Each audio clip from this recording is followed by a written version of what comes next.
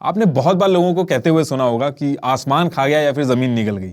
लेकिन अर्थ पे एक ऐसी जगह है जहां पे लोगों ने क्लेम किया है कि वहां पे सच में ऐसा होता है। ये जगह नॉर्थ अटलांटिक ओशियन के वेस्ट रीजन में है। यूएस के स्टेट फ्लोरिडा से लेके पुर्टो रिको आइलैंड और बरमूडा के बीच में है। अब क्योंकि ये तीनों मिलकर ट्रायंगल बनाते हैं, इसलिए इस एरिया को कहा जाता है बरमूडा ट्रायंगल। लेकिन इस एरिया में जो इंसिडेंट्स हुए हैं उसकी वजह से इसको और भी नाम दिए गए हैं, जैसे Devil's Triangle, the limbo of the lost. अब बात यह है कि ये जो एरिया है इसके बारे में बात होना शुरू कैसे हुई।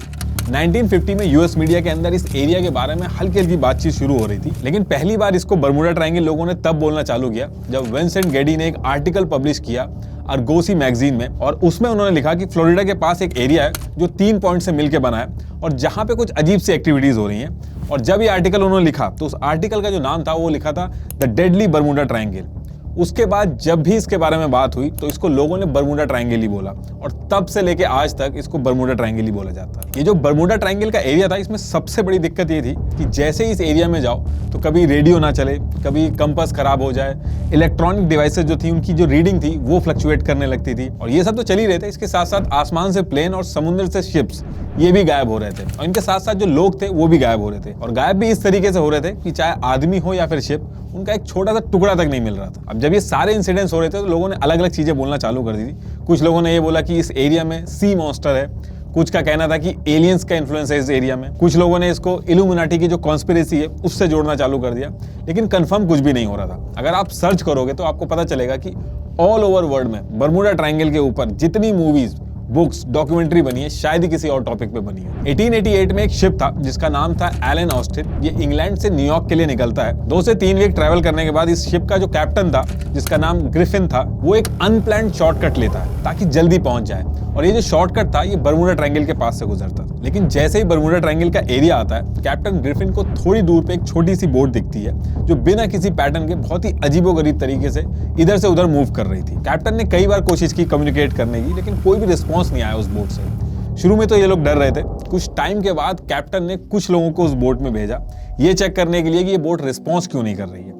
लेकिन उस बोट पे पहुंचने के बाद हर कोई शॉक्ड हो गया था, क्योंकि वो पूरी की पूरी बोट खाली थी, उस पे कोई भी नहीं था, ना तो कैप्टन था, ना कोई क्रू था, ना ही कोई पैसेंजर था, और सारी चीजें उस बोट की सलामत थी, कोई डैमेज नहीं था। इसके बाद ये लोग मिलकर डिसाइड करते हैं कि जो बोट है इसको अपने साथ न्यूयॉर्क लेके चलते हैं, वहां की जो अथॉरिटी होगी उसको इन्फॉर्म कर देंगे ताकि अगर कोई इलीगल एक्टिविटी वगैरह हो रही है तो उसको ट्रैक करा जा सके। अब जब ये लोग बोट को अपने साथ न्यूयॉर्क की तरफ लेके चलते हैं तो एक बहुत ही भारी तूफान आता है, और कुछ देर के लिए जो बोट थी वो गायब हो जाती है। और जैसे ही तूफान शांत होता है दोबारा से ये बोट दिखती है, लेकिन हर कोई उस बोट को देख के शॉक्ड हो जाता है, क्योंकि जितने भी लोग उस बोट को न्यूयॉर्क लेके जा रहे थे सारे के सारे गायब थे, और जो बोट थी उसको कुछ भी नहीं हुआ था। इसके बाद ये लोग बोट को वहीं पे छोड़ देते हैं और न्यूयॉर्क निकल जाते हैं, और नेक्स्ट डे हर तरफ एक कहानी फैल जाती है। एक और बोट थी जिसका नाम था मैरी सेलिस्ट। इसको 7 नवंबर 1872 न्यूयॉर्क से इटली के लिए निकलना था, और ये जो शिप थी इस पे भी बहुत सारे लोग थे और बहुत ही खचाखच भरा हुआ था। लेकिन जब ये शिप बरमूडा ट्रायंगल के पास पहुंचती है उसके थोड़ी देर बाद ये गायब हो जाती है। इसको बहुत ढूंढा जाता है लेकिन ये कहीं भी नहीं मिलती। लेकिन करीब 1 महीने के बाद 4 दिसंबर 1872 को ये शिप बरमूडा ट्रायंगल के पास तैरता हुआ दिखता है। यहाँ तक कि डिनर टेबल पे खाना एज इट इज पड़ा हुआ था, खाने की जो प्लेट्स थी वो एज इट इज पड़ी हुई थी, लेकिन कैप्टन, क्रू और पैसेंजर सब के सब गायब थे। इन लोगों का आज की डेट तक पता नहीं चल पाया कि ये लोग गए कहां। देखिए, इससे पहले कि आगे बढ़े, एक कमेंट जो हर वीडियो में कहीं ना कहीं दिख जाता है कि हेयर के लिए आप कौन सा प्रोडक्ट यूज करते हैं। अब देखिए, प्रोडक्ट वगैरह तो ठीक है, लेकिन उससे भी ज्यादा जरूरी चीज है कि आपके हेयर की हेल्थ कैसी है। अगर मैं अपनी बात करूं तो पहले मुझे भी हेयर फॉल की प्रॉब्लम थी।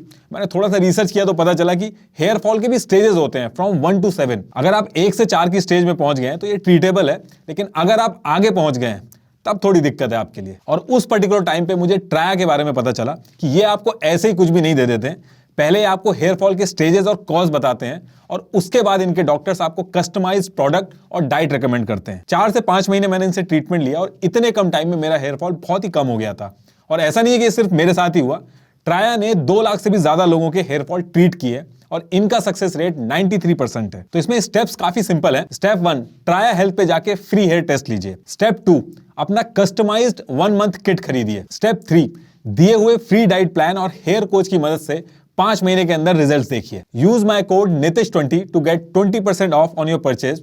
तो टॉपिक पे वापस आते हैं। इसके बाद 5 दिसंबर 1945 को 5 फाइटर प्लेन्स का एक ग्रुप नेविगेशन और ये जो कॉम्बैट फाइटिंग होती है इसकी ट्रेनिंग के लिए फ्लोरिडा से निकलता है। ये जो पूरा ग्रुप था इसको नाम दिया गया था फ्लाइट 19। इस पूरे ग्रुप में सारे ट्रेनी थे और एक सीनियर लेफ्टिनेंट था जिसका नाम था चार्ल्स। इनकी ट्रेनिंग का जो रूट था उसमें ये था कि ये फ्लोरिडा से निकलेंगे, उसके बाद चिकन रॉक एक जगह है वहां पे बॉम्ब ड्रॉप करेंगे, उसके बाद ग्रैंड बहामा पे जाके वापस फ्लोरिडा के बेस पे आ जाएंगे। उस पर्टिकुलर टाइम पे तो मौसम क्लियर था, लेकिन जैसे ही ये लोग निकलते हैं उसके 2 घंटे बाद ही मौसम खराब हो जाता है और इनके लीडर चार्ल्स डिसाइड करते हैं कि ये टास्क पूरा नहीं करेंगे बल्कि वापस लौट जाएंगे। चार्ल्स जो थे वो अपना कंपास निकाल के देखते हैं लेकिन वो खराब था।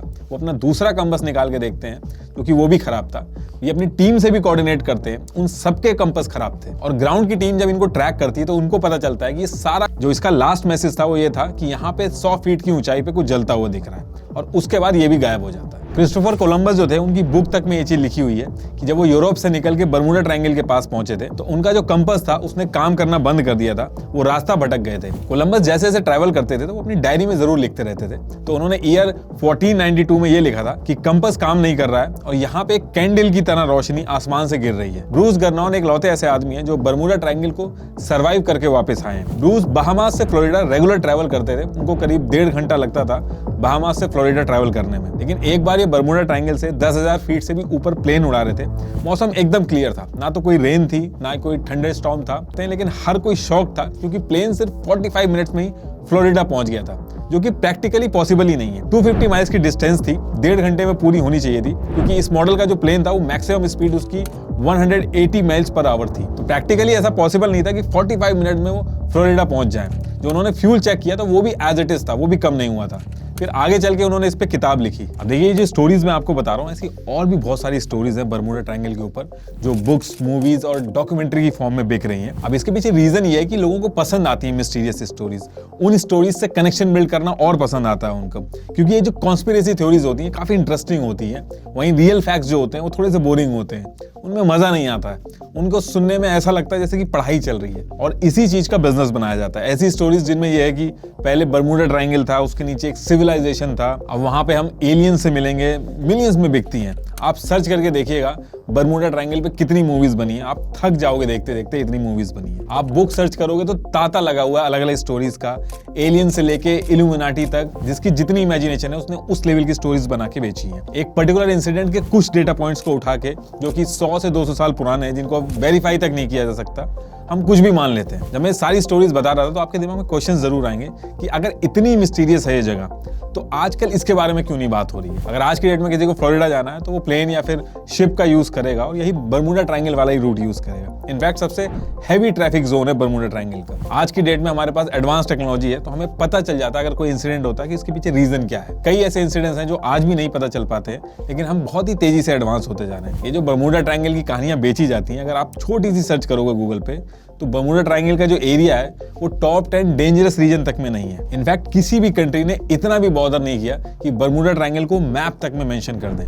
यूएस नेवी तो बर्मुडा ट्रायंगल का जो नाम है इस वर्ड को ही नहीं मानती है। बर्मुडा ट्रायंगल की जो विकिपीडिया डेफिनेशन है वो ये कहती है कि ये एक अर्बन लेजेंड है, मतलब कि एक कहानी है जो बताई जा रही है कि सच है, लेकिन वो सच है नहीं। लॉयड लिस्ट ये एक शिपिंग पब्लिकेशन है जो ऑल ओवर वर्ल्ड के शिप्स है उनका डेटा मेंटेन करती है कि कितनी कैजुअलिटी हुई है, हर साल कितने शिप गायब हुए हैं, और इनके हिसाब से ऑल ओवर वर्ल्ड में जितने भी वेसल्स हैं उसमें से 1.8% के साथ कैजुअलिटी होती है किसी न किसी रीजन से।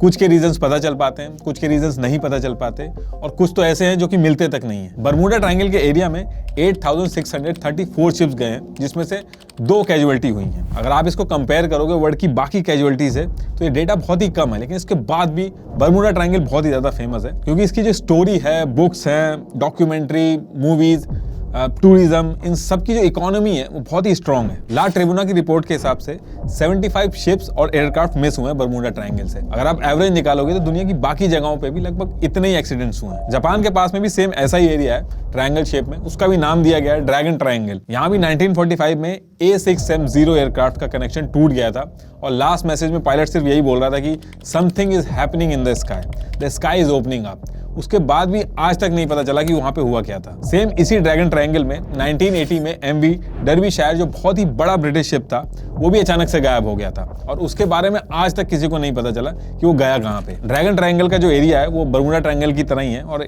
इंसिडेंट्स भी ऑलमोस्ट सेम होते हैं, लेकिन उसके बाद भी बर्मुडा ट्रायंगल को ज्यादा लाइमलाइट मिलती है क्योंकि हॉलीवुड ने जितनी मूवीज बर्मुडा ट्रायंगल पे बनाई है उतनी ड्रैगन ट्रायंगल पे नहीं बनाई है। जितनी बुक्स बर्मुडा ट्रायंगल पे पब्लिश हुई हैं उतनी ड्रैगन ट्रायंगल पे पब्लिश नहीं हुई हैं।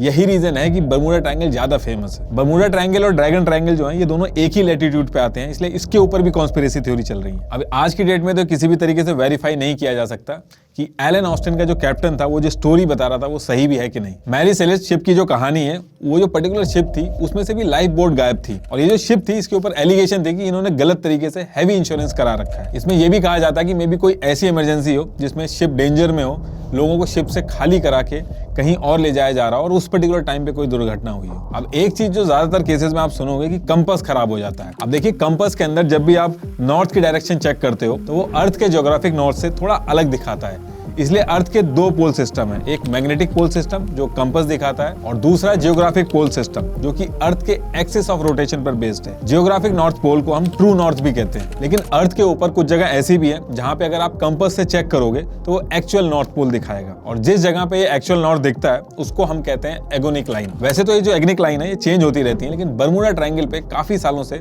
इसका सेंटर है, इसलिए इस एरिया में कंपास दिक्कत करता है और गलत डायरेक्शन दिखाता है। फ्लाइट 19 की भी बात करें तो उस केस में भी इन्वेस्टिगेटिंग टीम की जो रिपोर्ट आई थी उसमें भी यही आया था कि एक ह्यूमन एरर है जिसमें कंपास फेलियर की वजह से वो लोग रास्ता भूल गए थे और लास्ट में उनका फ्यूल खत्म हो गया था। लेकिन आज की डेट में मॉडर्न जीपीएस है, रडार है, सोनार है, इसलिए आज की डेट में ये सारी चीजें सुनाई नहीं आती। बर्मुडा ट्रायंगल का जो एरिया है वहाँ पे मीथेन हाइड्रेट की फील्ड भी है, तो जब मीथेन का इरप्शन होता है तो वो पानी से मिलके बड़े बड़े बबल्स बनाता है जिससे पानी की डेंसिटी, इसमें कई सारी चीजें हैं। 2016 में यूनिवर्सिटी ऑफ कोलोराडो की साइंटिस्ट की टीम ने सैटेलाइट इमेजेस निकाली बर्मुडा ट्रायंगल की, तो यहाँ पे उनको हेक्सागोन शेप में क्लाउड दिखे जो नॉर्मली नहीं दिखते हैं। ये हेक्सागोन क्लाउड एक एयर बॉम्ब की तरह एक्ट करते हैं और एयरक्राफ्ट पे 175 माइल्स पर आवर की स्पीड से हिट कर सकते हैं, जिससे पूरा का पूरा एयरक्राफ्ट कोलैप्स हो सकता है। साइंटिस्ट डॉक्टर काल जिन्होंने सिडनी यूनिवर्सिटी में रिसर्च की, इन्होंने इस पूरे एरिया को बहुत ही अच्छे से एनालाइज किया कई सालों तक। उसके बाद उन्होंने कहा कि ये एक ह्यूमन एरर, बैड वेदर और अनप्रेडिक्टेबल सिचुएशन की वजह से हादसे हुए हैं। उस एरिया में ज्यादा लोग ट्रैवल करते हैं इसलिए ज्यादा सुनाई देता है।